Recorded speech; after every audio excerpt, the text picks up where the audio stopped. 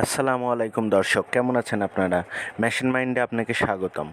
আজকে আমরা ভিডিওতে যে বিষয়টি নিয়ে আলোচনা করব সেটা হলো বাংলাদেশের কমিউটার সেগমেন্টের একদম এন্ট্রি লেভেলের একটি বাইক হোন্ডা ড্রিম নিওর 4টি ভালো ও মন্দ দিক নিয়ে। যেহেতু নতুন চ্যানেল, নেই কোনো ইন্ট্রো, তাহলে সরাসরি আমরা প্রসঙ্গে চলে যাই। প্রথম ভালো দিক এই বাইকের মাইলেজ। আপনি যদি এই বাইকটি সিটিতে রাইড করেন তাহলে 55 থেকে 58 কিলোমিটার পার লিটারে মাইলেজ পাবেন। আর যদি আপনি হাইওয়েতে রাইড করেন তাহলে 62 থেকে 67 কিলোমিটার পার লিটারে আপনি মাইলেজ পাবেন।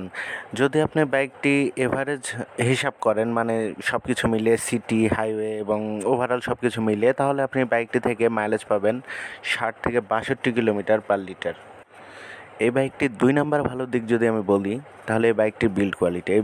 এই বাইকটির বিল্ড কোয়ালিটি অনেক ভালো।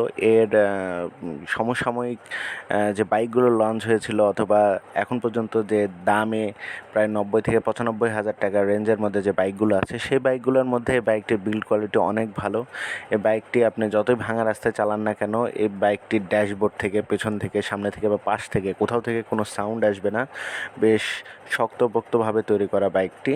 তাই মোটামুটি দ্বিতীয় ভালো দিক যদি আমরা বলি তাহলে বাইকটির বিল্ড কোয়ালিটি। এই বাইকটির তৃতীয় ভালো দিক হচ্ছে বাইকের রাইড কোয়ালিটি ও হ্যান্ডেলিং। এই বাইকের হ্যান্ডেলিং যথেষ্ট ভালো। এর আশপাশের বাইকগুলোর চেয়ে অনেক ভালো। হ্যান্ডেল বারটা ঠিক পজিশনে আছে, না আপ রাইট না ডাউন সাইড, সব দিক থেকে ভালো, সমান একটি পজিশনে রয়েছে। বাইকটির টার্নিং রেডিয়াসও, হ্যান্ডেল ওয়াইড হওয়ার পরেও টার্নিং রেডিয়াস যথেষ্ট কম। আপনি খুব সুন্দরভাবে সিটিতে, হাইওয়েতে বাইকটি চালাতে পারবেন। হ্যান্ডেলিং পারপাস আপনার কোনো সমস্যা হবে না। রাইড কোয়ালিটি যথেষ্ট ভালো, যথেষ্ট পিক আপ পাওয়া যাবে। সব দিক থেকে আপনার বাইকটি চালিয়ে আপনার মনেই হবে না যে আপনি একটি 110 সিসি বাইক রাইড করছেন, এক কথায়। চতুর্থ ভালো দিকে বাইকটির হচ্ছে তার ইঞ্জিনটি যথেষ্ট রিলায়েবল, যথেষ্ট পাঞ্চি, যথেষ্ট পাওয়ারফুল। ইঞ্জিন থেকে আপনার 8.25 বিএইচপির পাওয়ার আর 9.09 নিউটন মিটার টর্ক আছে ইঞ্জিনটি যথেষ্ট ভালো, যথেষ্ট পাঞ্চি। ইঞ্জিন দিয়ে আপনি মোটামুটি ডেইলি 70-80 কিলোমিটার তো কমিউট করতেই পারবেন অনায়াসে, কোনো ঝামেলা হবে না। একদম স্মুথ একটা ইঞ্জিন, রিফাইন্ড একটা ইঞ্জিন। এর কাছাকাছি লেভেলের 110 সিসি বলেন, 100 সিসির যে কোনো ইঞ্জিনের চেয়ে এই ইঞ্জিনটি অনেক রিলায়েবল এবং অনেক রিফাইন্ড। এই গেল আপনার 4টি ভালো দিক। এবার 4টি খারাপ দিকে আসি, যে 4টি কারণে আপনি হন্ডা ড্রিম নিউ ক্রয় নাও করতে পারেন। এর প্রথম খারাপ দিক হচ্ছে এর পেইন্ট কোয়ালিটি। এই বাইকটাতে যেখানে যেখানে রং দেওয়া আছে, প্রত্যেকটা জায়গার রঙই খুব এভারেজ বলতে যথেষ্ট এভারেজ, বিলো এভারেজ বলবো না, পুরোপুরি এভারেজ টাইপের রং আপনার বাইকের মোটামুটি 1.5 থেকে 2 বছর পর্যন্ত ভালো থাকবে। তারপর ধীরে ধীরে ধীরে ধীরে কমতে থাকবে। তার মানে এই না যে আপনি কাপড় দিয়ে ডলা দিবেন অথবা আপনার ইট পাথর বা যেটাই লাগুক না কেন সাথে সাথে উঠে চলে যাবে, এতটা খারাপ না। সমসাময়িক বা এর কম্পেয়ার করার মতো বাইকগুলো আছে, রংটা একটু খারাপ, জাস্ট এটাই। বাইকটির দ্বিতীয় সমস্যাটা যদি আমরা বলি তাহলে বাইকটির ওজন কমের কারণে আপনি যদি হাইওয়েতে চালান, সেক্ষেত্রে আপনি যখন বড় ট্রাক বা বাস আসবে, আপনার যে উইন্ড ব্লাস্ট মানে বাতাস যেটা এসে আপনার সামনাসামনি লাগবে, সেই জিনিসটা আপনাকে মানে আনসার্টেন করে ফেলবে অনেকটা, মানে ভীত লাগবে, আপনার ভয়ের সৃষ্টি হবে।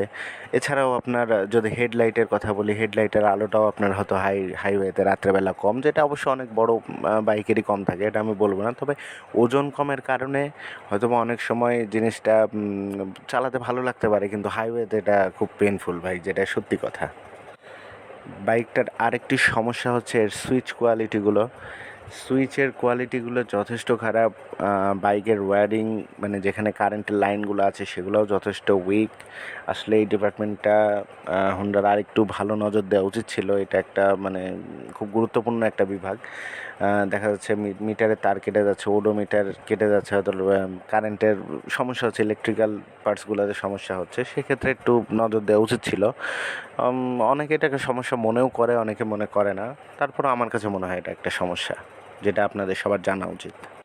চতুর্থ এবং সর্বশেষ সমস্যা হচ্ছে এর পার্টস অ্যাভেলেবিলিটি এবং সার্ভিস।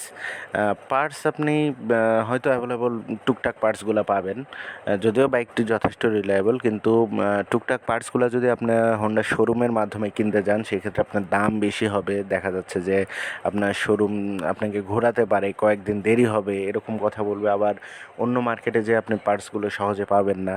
তো এটা একটা ঝামেলার ব্যাপার। আর দ্বিতীয়ত দেখা যাচ্ছে যে আমি একটা বাইক প্রোভাইড করছি জনগণকে, দেশের জনগণকে, মেড ইন বাংলাদেশ বলে, যদি সার্ভিসটা আমরা ভালো না দিতে পারি তো সেটা তো মানে আমি একজন কনজিউমার হিসাবে আমি কি আশা করব? তো সার্ভিস আশা করব, কিন্তু সার্ভিসটা খুবই খারাপ। সার্ভিস সেন্টার ঠিকঠাকভাবে সার্ভিস দিতে চায় না। আর এটা হচ্ছে তাদের কোম্পানির লো বাজেট সেগমেন্টের একটি বাইক। তো সেক্ষেত্রে যে জিনিসটা হয় যে ওরা লো সেগমেন্টের বাইকগুলোকে ঠিকভাবে সার্ভিস দিতে চায় না। তো সেক্ষেত্রে এটা একটা আমার কাছে মনে হয় যে খারাপ দিক বাইকের। তো আজ এই পর্যন্তই। আপনাদের ভিডিওটা যদি ভালো লাগে তাহলে লাইক করুন, কমেন্ট করুন, শেয়ার করুন, সবার মাঝে ছড়িয়ে দিন এবং মেশিন মাইন্ডের সাথেই থাকুন। ধন্যবাদ। দেখা হবে পরবর্তী ভিডিওতে। খোদা হাফেজ।